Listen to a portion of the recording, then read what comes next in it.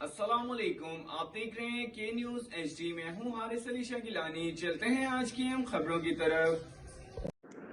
خبروں کا سلسلہ آگے بڑھاتے ہوئے رخ کریں گے ساحل بال کا، جہاں سے رپورٹ کر رہے ہیں ہمارے نمائندے ندیم ظہور۔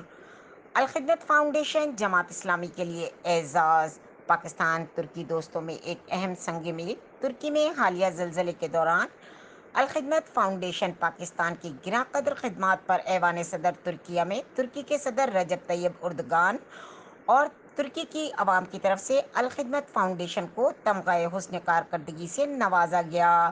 رجب طیب اردگان کے ہاتھوں یہ ایوارڈ الخدمت فاؤنڈیشن پنجاب کے صدر ڈاکٹر اکرام سبحانی نے وصول کیا۔ جماعت اسلامی کے رہنماؤں کا کہنا ہے کہ الحمدللہ جماعت اسلامی ملک سے باہر بھی اپنی صلاحیتوں کا لوہا منوا چکی ہے۔